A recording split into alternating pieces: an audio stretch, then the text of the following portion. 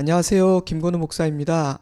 11월에 보내드리는 마지막 수요 말씀 묵상입니다. 끝이 좋은 2020년 되기를 바랍니다. 우리 모두에게 세월을 아끼는 지혜 주시기를 바랍니다. 오늘은 아사왕 이야기를 나누려 합니다. 열왕기서가 아사왕에게 열왕기상 15장 9절에서 24절 이렇게 고작 16절을 할애하고 있는 것과는 대조적으로 역대기는 그보다 3배나 많은 48절, 역대하 14장 1절에서 16장 14절까지 할애하며 상세히 기록하고 있습니다. 역대기가 아사를 중요한 왕으로 다루고 있다는 사실을 알 수 있습니다. 그는 어떤 왕이었습니까? 열왕기상 15장 6절, 르호보암과 여로보암 사이에 사는 날 동안 전쟁이 있었더니 아비암과 여로보암 사이에도 전쟁이 있으니라. 아비암의 남은 사적과 그 행한 모든 일은 유다왕 역대지략에 기록되지 아니하였느냐? 아비암이 그의 조상들과 함께 자니 다윗성에 장사되고 그 아들 아사가 대신하여 왕이 되니라. 이스라엘의 여로보암 왕 제20년에 아사가 유다 왕이 되어 예루살렘에서 41년 동안 다스리니라. 그의 어머니의 이름은 마아가라 아비살롬의 딸이더라. 아사는 분열 왕국 시대 남유다 왕국의 3번째 왕입니다.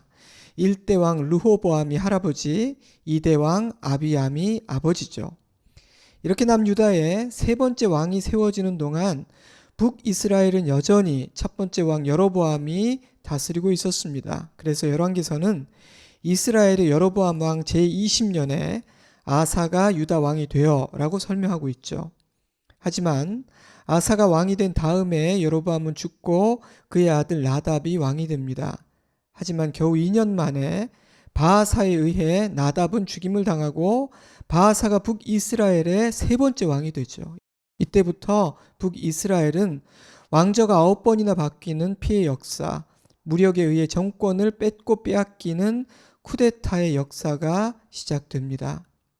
아사는 41년 동안이나 유다를 다스렸는데요. 열왕기서와 역대기는 그의 통치는 대체로 선했다, 대체로 선정이었다 이렇게 인정하고 있습니다. 열왕기상 15장 11절 아사가 그의 조상 다윗같이 여호와 보시기에 정직하게 행하여 남색하는 자를 그 땅에서 쫓아내고 그의 조상들이 지은 모든 우상을 없애고 또 그의 어머니 마아가가 혐오스러운 아세라상을 만들었으므로 태후의 위를 패하고 그 우상을 찍어 기드론 시냇가에서 불살랐으나 다만 산당은 없애지 아니하니라.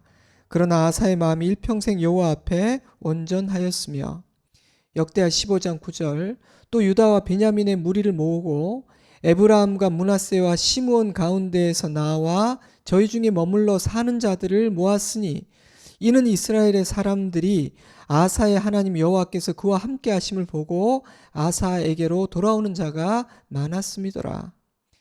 그는 유다의 영적 개혁과 부흥을 이끌었고 그의 통치를 기뻐하신 하나님은 유다의 평안과 형통을 선물하셨습니다.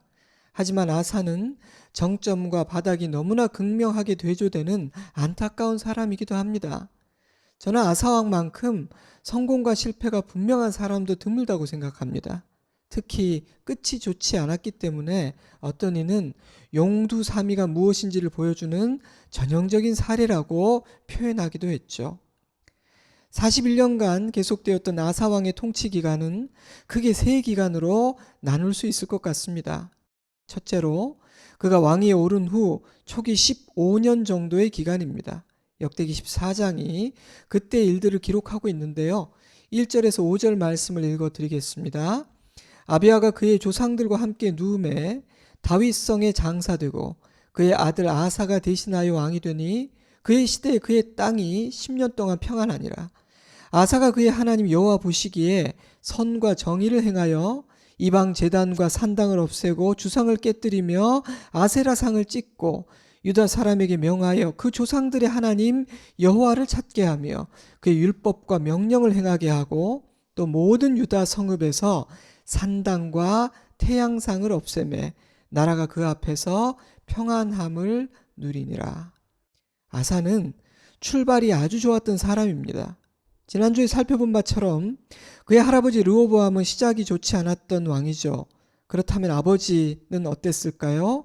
열왕기상 15장 3절, 아비암이 그의 아버지가 이미 행한 모든 죄를 행하고 그의 마음이 그의 조상 다윗의 마음과 같지 아니하여 그의 하나님 여호와 앞에 온전하지 못하였으나 그의 하나님 여호와께서 다윗을 위하여 예루살렘에서 그에게 등불을 주시되 그의 아들을 세워 뒤를 잇게 하사 예루살렘을 견고하게 하셨으니 이는 다윗이 햇사람 우리아의 일 외에는 평생의 여호와 보시기에 정직하게 행하고 자기에게 명령하신 모든 일을 어기지 아니하였습니다. 아사의 아버지 아비암 역시 출발이 좋지 않았던 것입니다. 읽어드린 말씀 그대로 르호보암이나 아비암 모두 가문의 어른 다윗의 후광과 하나님의 은혜로 말미암아 망하지 않고 왕권을 유지할 수 있었던 것이죠. 그러나 아사는 달랐습니다. 그는 오직 하나님만을 경외했고 나라를 바른 방향으로 이끌었습니다. 그들이 하나님을 찾고 의지할 때 하나님은 그들의 사방에 평안을 주셨고 그들은 성읍을 건축함으로 나라는 형통했고 점점 더 견고해져 갔습니다. 때문에 아사는 할아버지와 아버지가 좋은 모범을 보여주지 않았다 할지라도 나에 대해서 얼마든지 새롭게 시작할 수 있다는 희망을 주는 사람이기도 합니다. 이러한 아사의 초기 통치는 왕이 된 지 14년째인 주전 896년경에 있었던 구스, 즉 에디오피아와의 전쟁으로 마무리되는데요.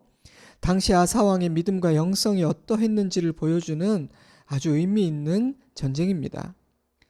아사가 건축한 성읍들은 견고했고 아사 역시 만만치 않은 군대를 소유하고 있었지만 그 당시 최첨단 무기라 할 수 있는 병거 300승과 100만 대군을 이끌고 온 구스의 힘은 만만치가 않았습니다.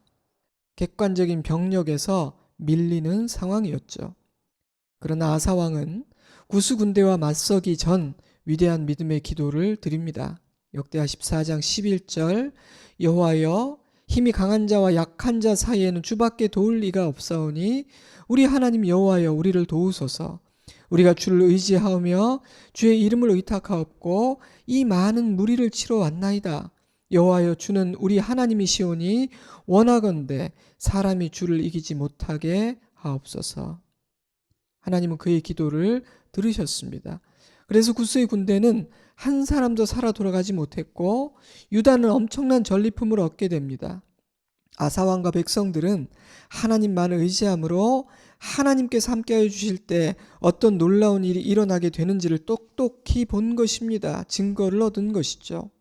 사랑하는 성도 여러분, 하나님은 전적으로 하나님만을 의지하는 자녀를 결코 외면하지 않으십니다. 하나님은 그들의 기도를 들으십니다. 때문에 그 어떤 강한 군대도 하나님만을 의지하는 하나님의 자녀를 이길 수는 없는 것입니다. 이처럼 아사왕의 통치 초기의 기간은 승리요 형통이었습니다. 그가 하나님만을 신뢰했기 때문이죠. 하나님의 말씀대로 하나님의 뜻대로 나라를 세워갔기 때문입니다. 그 이후 약 20여 년 정도의 기간을 아사왕의 통치 중기라고 부를 수 있을 것 같습니다. 역대기 15장에 그때의 일들이 기록되어 있는데요. 몇 구절을 읽어드리겠습니다.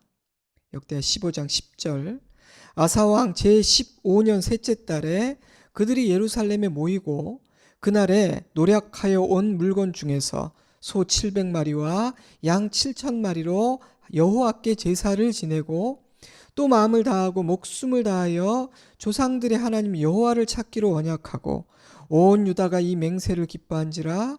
무리가 마음을 다하여 맹세하고 뜻을 다하여 여호와를 찾았으므로 여호와께서도 그들을 만나 주시고 그들의 사방에 평안을 주셨더라. 이때부터 아사왕 제35년까지 다시는 전쟁이 없으니라. 이 시기는 안정기라고 표현할 수 있을 것 같습니다. 구스와의 전쟁에서 승리하고 아사가 즉위한 지 15년이 되던 해 아사는 하나님의 언약을 갱신하고 맹세하는 신성한 의식을 갖게 됩니다. 하나님 아버지, 우리에게 주신 이 모든 은혜를 감사드리며 주님을 찬양합니다. 우리는 앞으로도 오직 하나님만을 섬기고 당신의 말씀에 순종할 것입니다. 라는 의지와 결단을 담은 거룩한 예배였고요. 백성들이여, 오직 여호와 하나님만을 경외하고 따르라 라는 왕의 선포였습니다. 역대기는 그때로부터 20여 년간 전쟁이 없었다고 기록하고 있습니다. 주목해야 하는 사실은 하나님의 백성들이 전심으로 하나님을 찾고 의지할 때 하나님께서 주시는 가장 큰 선물은 바로 평화와 안식이라는 사실입니다. 평화와 안식은 하나님께서 왕으로 통치하시는 하나님 나라의 가장 중요한 특징이죠. 그러니 하나님을 찾고 의지하는 자는 이 땅에서도 하나님의 나라를 맛보게 된다는 의미라고 저는 생각합니다. 시끄럽고 사나운 세상살이지만 안식과 평안을 누릴 수 있다는 약속이라는 의미라고 생각합니다. 우리 모두가 그 은혜를 누리며 살다가 안식과 평화의 나라, 그 아버지의 집에 이르게 되기를 기도합니다. 이처럼 아사왕의 통치 초기와 중기 약 35년여의 시간은 참으로 은혜롭고 복된 시간이었습니다. 문제는요, 아사왕 36년에서 죽음을 맞이하는 41년까지 약 5, 6년여의 시간, 그의 통치 말기입니다. 역대하 16장은 그때의 일을 기록하고 있는데요. 그 시간들은 그가 쌓아올린 모든 아름다운 것들이 허물어지는 몰락의 시간이었습니다. 역대하 16장 1절입니다. 아사왕 제36년에 이스라엘 왕 바하사가 유다를 치러 올라와서 라마를 건축하여 사람을 유다 왕 아사에게 왕래하지 못하게 하려 한지라. 아사왕의 통치 말기는 북이스라엘의 왕 바하사의 침략 이야기로 시작됩니다. 바하사는 가나안의 북쪽과 남쪽을 연결하는 길목인 라마의 요새를 건축하여 유다를 위협하려 했습니다. 라마는 예루살렘에서 고작 11km 정도밖에 떨어지지 않은 곳이었기에 아사왕은 심리적 압박을 느꼈을 거예요. 아사가 어떻게 했을까요? 우리가 아는 그라면 지금까지 읽어온 그의 삶을 근거로 생각해 본다면 기도하며 하나님을 의지했을 것 같습니다. 그러나 그는 뜻밖의 행동을 합니다. 그는 하나님이 아니라 아람 왕 벤하닷을 의지했습니다.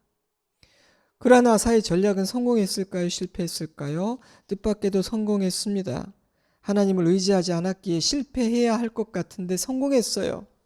아람의 침공을 받은 북이스라엘은 라마 건축을 중단하고 돌아갔고, 아사 왕은 라마의 성을 건축하려던 재료들을 가져와 게바와 미스바를 건축했으니 대성공이었습니다. 적어도 사람의 눈에는 그렇게 보였습니다. 그런데 하나님은 선지자 하나니를 보내 이렇게 말씀하셨어요. 역대하 16장 7절, 왕이 아람 왕을 의지하고 왕의 하나님을 의지하지 아니하였으므로 아람 왕의 군대가 왕의 손에서 벗어났나이다. 구스 사람과 룹 사람의 군대가 크지 아니하며 말과 병거가 심히 많지 아니하더이까. 그러나 왕이 여호와를 의지하였으므로 여호와께서 왕의 손에 넘기셨나이다. 여호와의 눈은 온 땅을 두루 감찰하사 전심으로 자기에게 향하는 자들을 위하여 능력을 베푸시나니 이 일은 왕이 망령되이 행하였은즉 이후부터는 왕에게 전쟁이 있으리이다. 하나님을 의지했다면 아람까지도 주셨을 터인데 아람을 의지하였기에 아람이 가시가 될 것이라는 말씀이었습니다. 그리고 하나님의 은혜로 허락되었던 평안과 안식이 이제 끝날 것이라는 선언이었습니다.